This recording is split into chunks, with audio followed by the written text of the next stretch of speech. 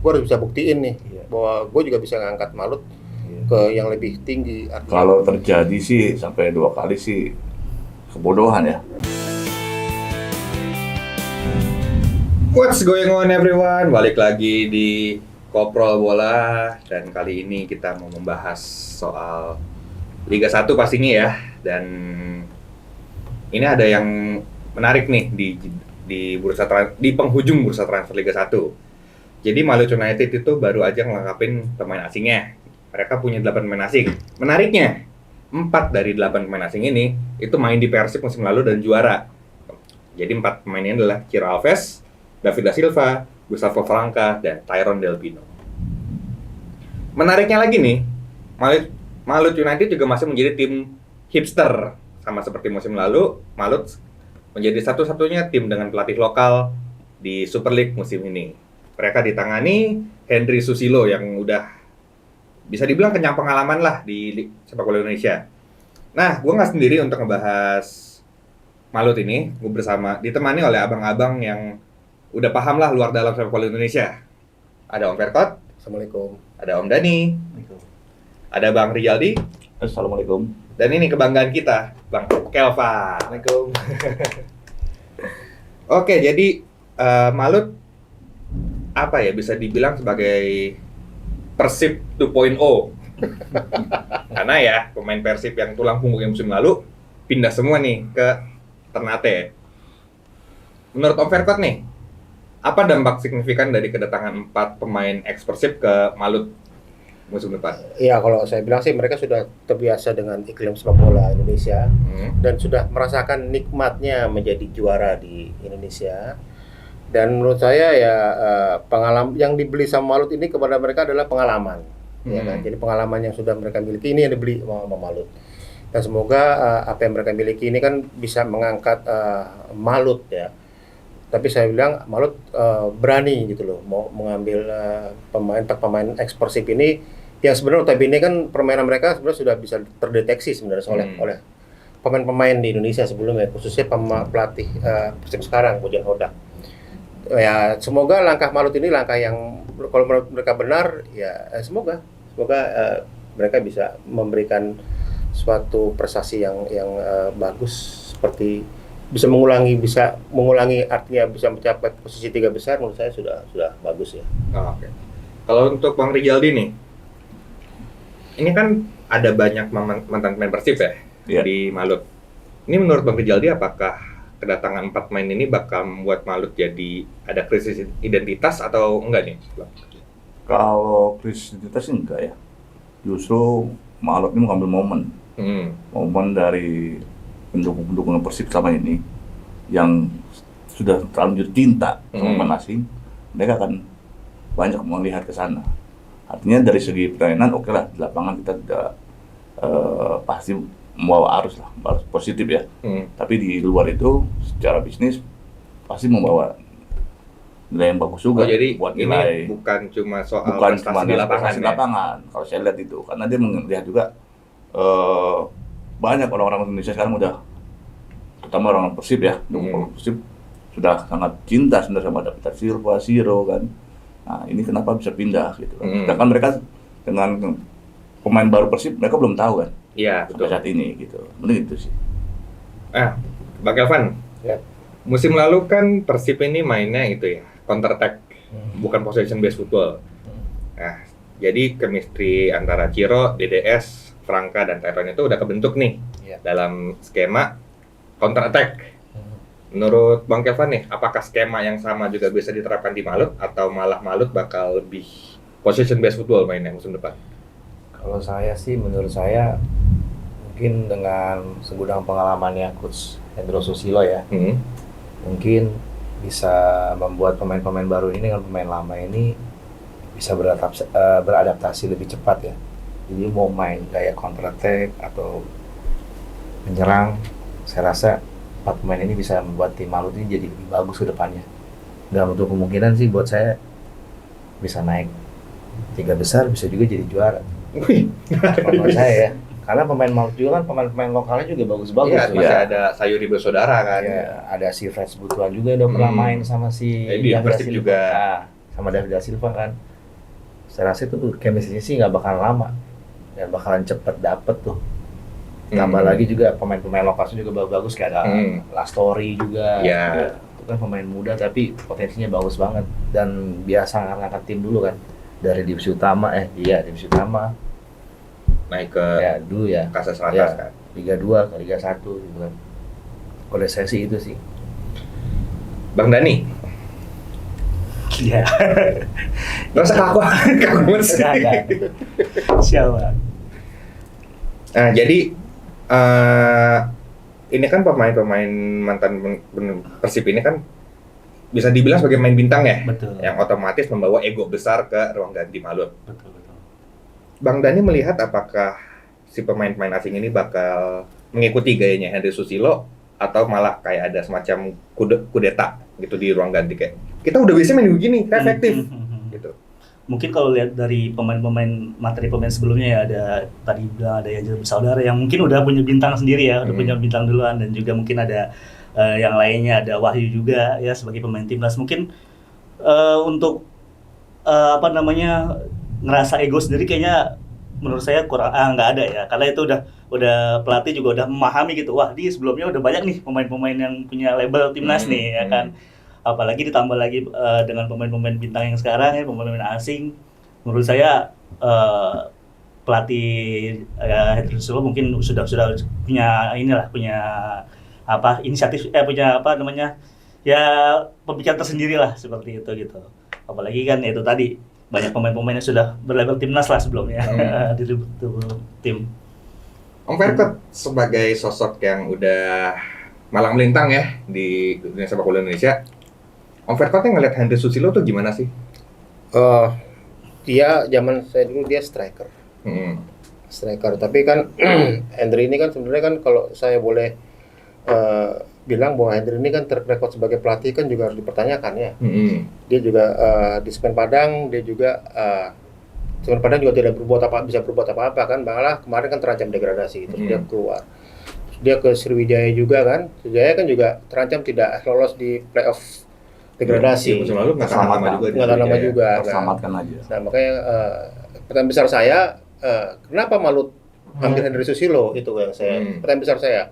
Kalau saya tim sebesar, saya bilang Malut besar loh, tim sebesar Malut kemarin di Liga 2 dia mereka nomor 3 kan, nomor 3, artinya terus di posisi terakhir di tahun lalu Liga 1 dia peringkat 3. Menurut saya kalau Malut sebenarnya lebih pantas kalau mengambil pelatih-pelatih yang menurut saya sudah punya nama di negeri ini ya. Misal Ya. RD.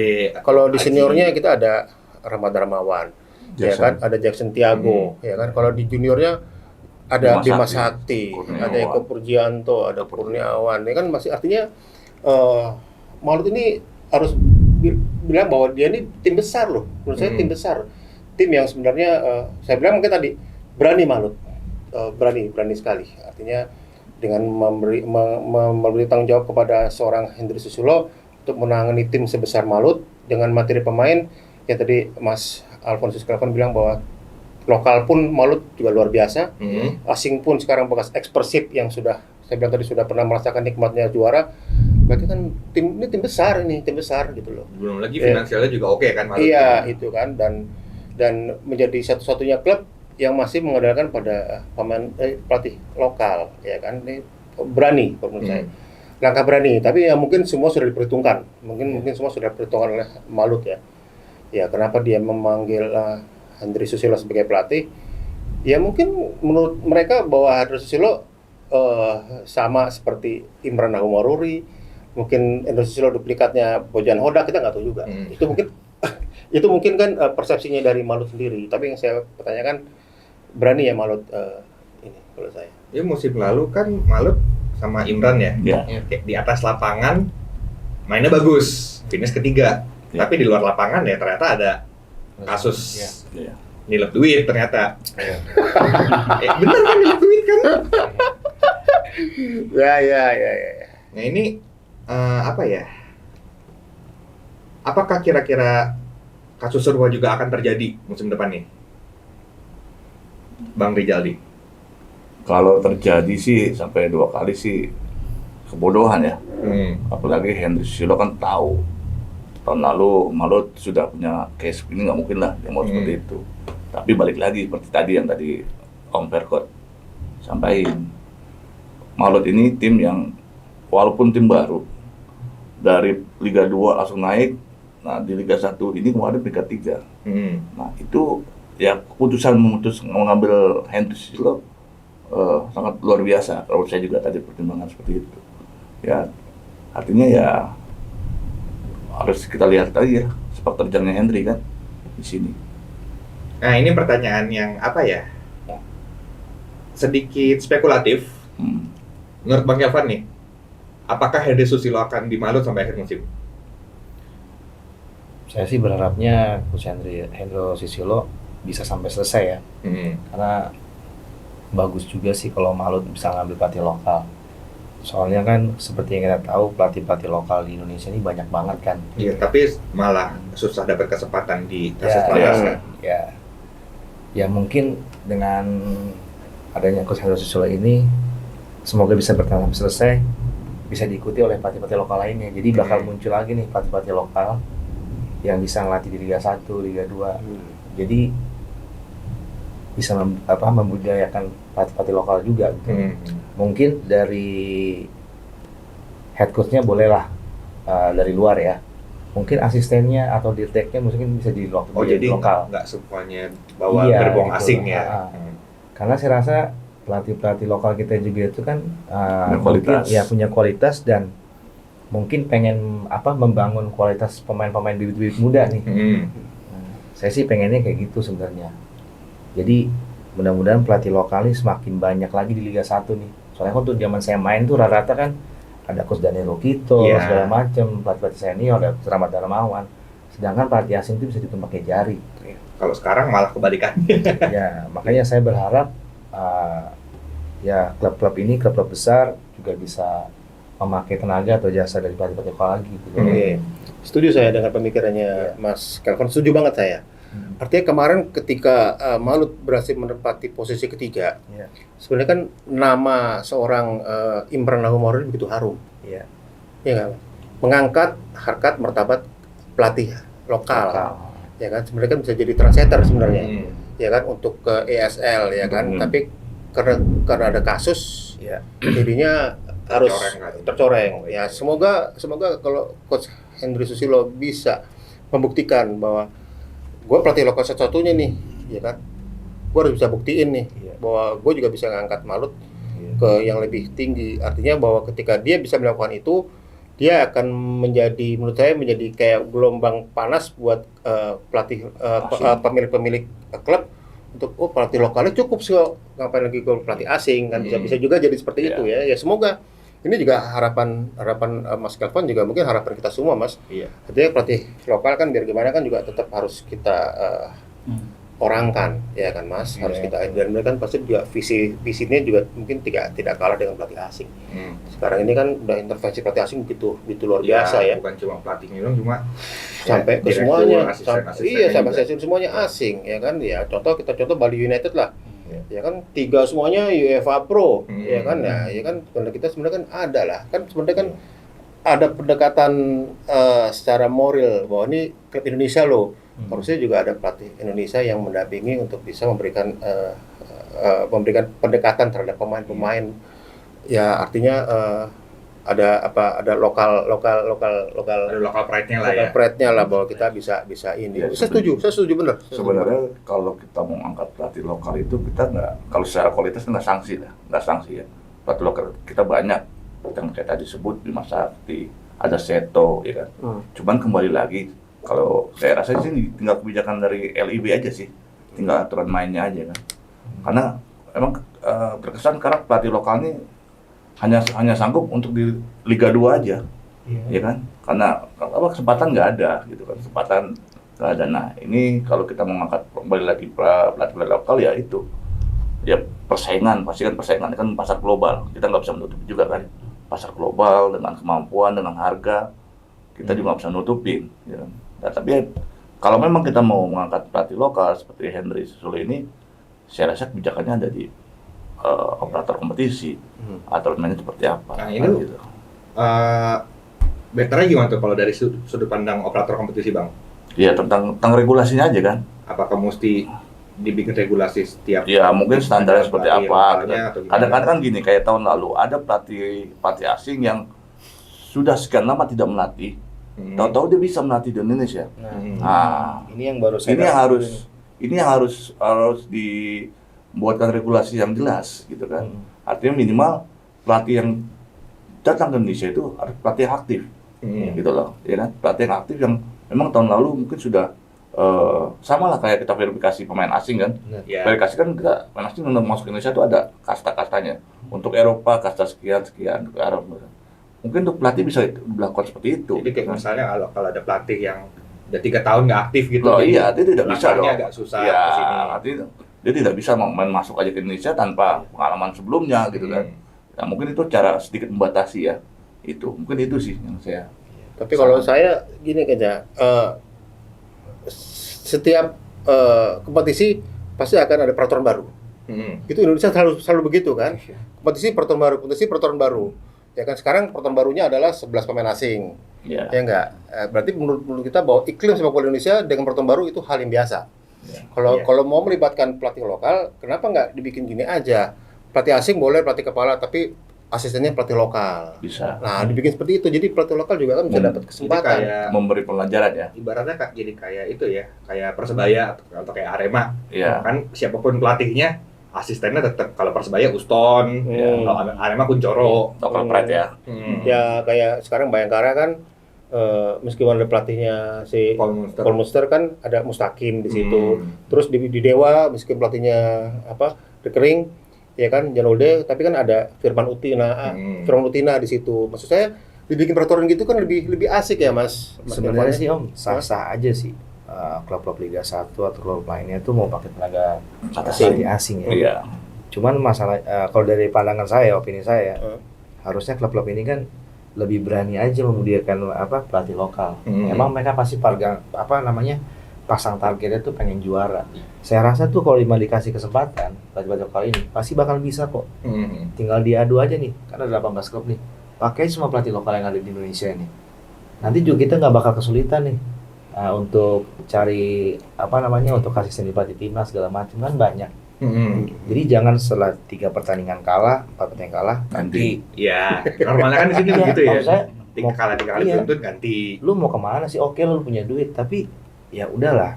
Siklusnya nggak berubah-ubah kan. Iya, harus kasih kesempatan orang gitu loh.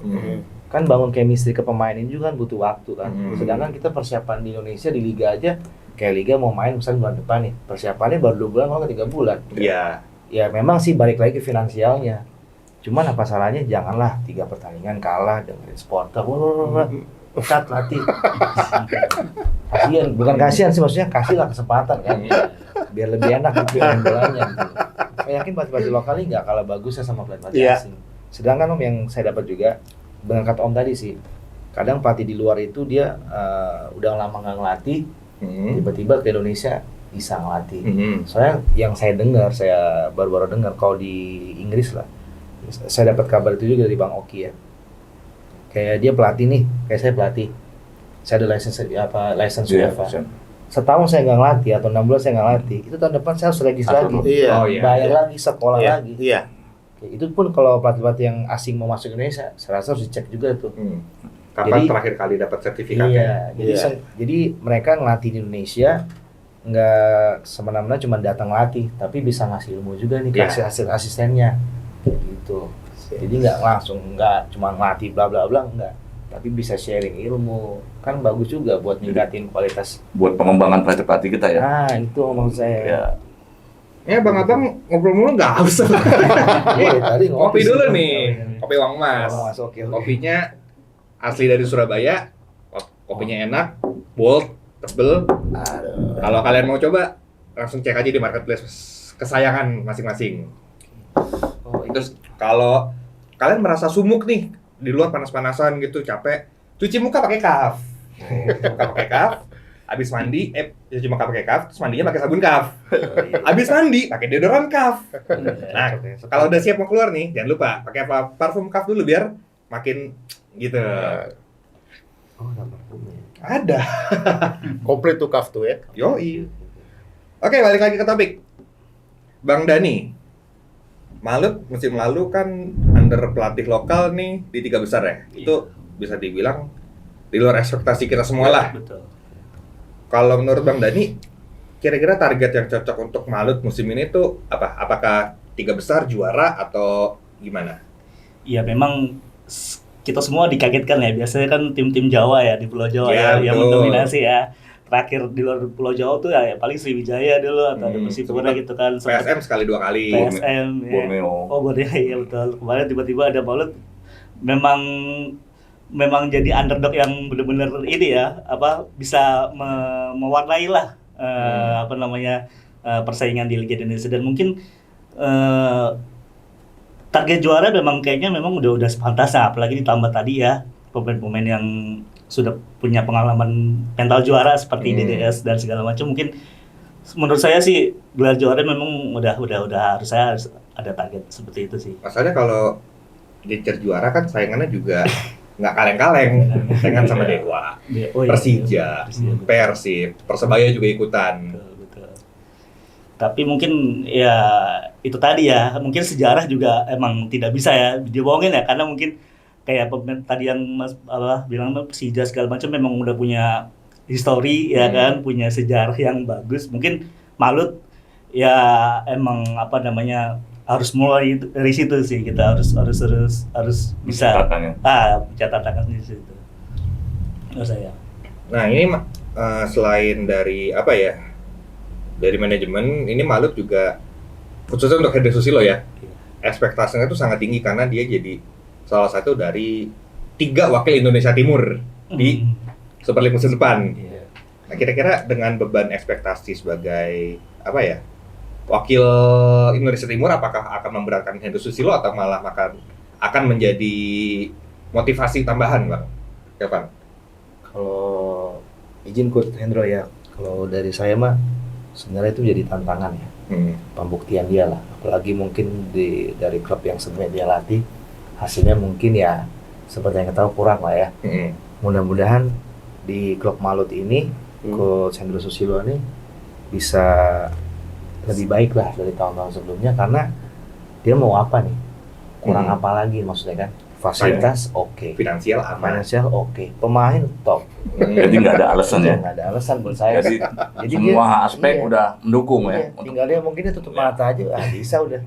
Kalau menurut saya, tapi ya saya yakin sama Coach Hendro Susilo dengan segudang pengalamannya ya bisa membimbing dan menjadikan pemain asing sama pemain lokal di sana ini jadi yang terbaik lah untuk Malut kan. Saya rasa nggak ada masalah sih Bang.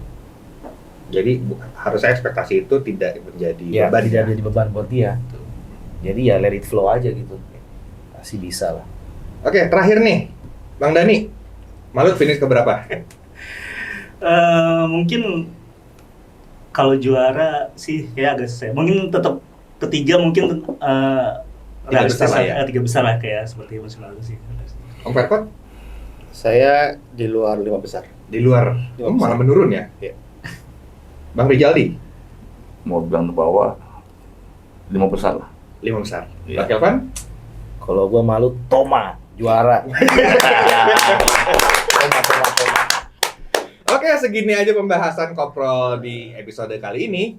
Untuk kawan-kawan semua yang mau ikut memberikan prediksinya, langsung komen aja di bawah, nanti kita diskusi bareng di sana.